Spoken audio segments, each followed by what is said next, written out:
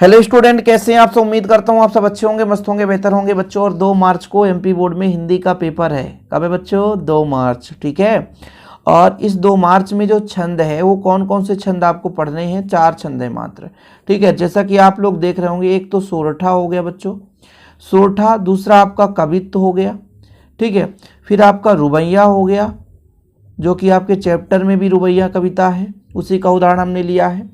और बच्चों एक और आपका दुर्मिल छंद। ठीक है, दुर्मिल छंद है। ठीक है, ये दुर्मिल छंद आपको पढ़ना है।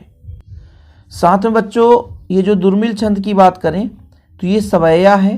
तो सवैया के अंतर्गत हम 2 छंद पढ़ेंगे, मतलब ये आपका 3 और ये सवैया चौथा नंबर में मत्तयंद छंद।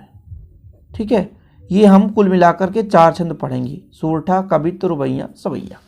चलिए शुरू करते हैं फटाफट। फास्ट रिवीजन है।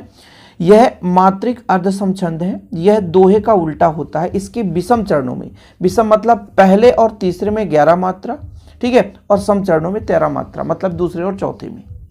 निजमन मुकुर सुधार, श्री गुरु चरण सरोज रज, जो दायक फलचार, बरनौ रघुबर बिमल जस। देखो, यदि आप दोहा की बात करेंगे तो इसका उल्टा हो जाता है। श्री गुरु चरण सरोज रज, निजमन मुकुर सुधार, बरनौ रघुबर बिमल जस, जो दायक फलचार। बच्चों ध्यान रखना है, यदि इसको उल्टा करोगे तो दोहा आ जाएगा। श्री गुरु चरण सरोज रज, निज मन मुकुर सुधार, ये फिर बरनौ रघुबर बिमल जस, जो दायक फलचार। तो ये आपका क्या हो जाएगा? दोहा हो जाएगा। इसको हम दोहा का उल्टा किए हैं, निज मन मुकुर सुधार, श्री गुरु चरण सरोज रज, जो दायक फलचार, बरनौ रघुबर बिमल जस। तो उल्टा हो जाएगा आपका दोहा। ठीक है। तो भैया दोहा सोरठा एक दूसरे का अपोजिट है। सोरठा में याद रखना विषम चरण, पहले और तीसरे में 11, और सम चरण मतलब दूसरे और चौथे में क्या होते हैं बच्चों? 13 मात्राएं होती है। चलिए आगे बात कर लेते हैं, कवित्व छंद की बात कर लेते हैं। कवित्व छंद में, इस वर्णित छंद में प्रत्येक चरण में 16 और 15 के विराम में 31 वर्ण होते हैं। प्रत्येक चरण का अंतिम वर्ण गुरु होता है। मतलब क्या क्या रखना है? कुल 31 वर्ण, अंतिम में गुरु। शिशिर में शशि को स्वरूप पावे सविताऊ, है ना। दूसरा लाइन आपका है, घाम हूं मैं चांदनी की, दुति दमकती है। क्या है? दुति दमकती है। बस आपको देखिए, आपकी बुक में इसके कई सारे पंक्तियां होती हैं, बस आपको 2 लाइन तैयार कर लेना है। ये कवित्व छंद हो गया। इसके बाद आपका रुबैया देखो बच्चों, उर्दू और फारसी का एक छंद या लेखन शैली है जिसमें 4 पंक्तियां होती हैं। इनकी पहली, दूसरी और चौथी पंक्ति में तुक मिलाया जाता है। देखो रुबैया में क्या करना है? 4 पंक्ति लिखना है, किसमें 4 पंक्तियां होती हैं। उर्दू और फारसी का मिश्रण है ये। इसकी पहली, दूसरी और चौथी पंक्ति में तुक मिलाया जाता है। एक साधारण सा हमने आपकी कविता से उठाया है। आंगन के लिए चांद के टुकड़े को खड़ी, हाथों पे झुलाती है उसे गोद भरी। देखो खड़ी भरी बड़ी अक्षर है यहाँ पर।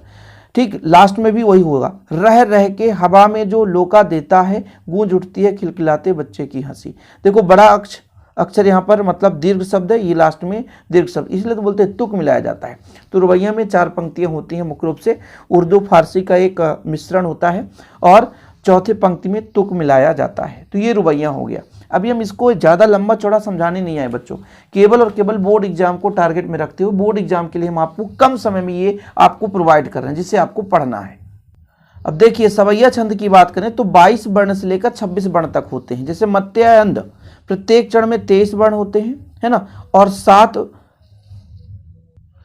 यहाँ पे 7 भगड़ है बच्चों और 2 गुरु होते हैं। ठीक है, कुल 4 चरण होते हैं। जैसे धूर भरे अति शोभित श्यामजू, तैसी बनी सिर सुंदर चोटी, खेलत खात फिरे अग्नापक, पैजनी बाजती पीरी कछोटी। ठीक है, ये आपका हो गया सवैया छंद।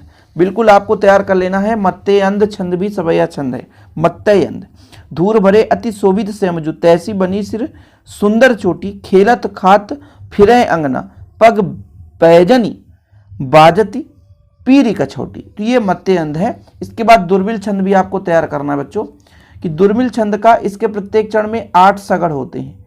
इसे चंद्रकला भी कहते हैं। तड़पै तड़िता चहु ओरन, तय छित छाई समूरन की लहरें। ठीक है, इतना आप एग्जाम, ज्यादा लंबा चौड़ा नहीं, एक एग्जाम्पल। तड़पै तड़िता चहु ओरन, तय छिति छाई समीरन की लहरें। ठीक है, छिति छाई समीरन की लहरें।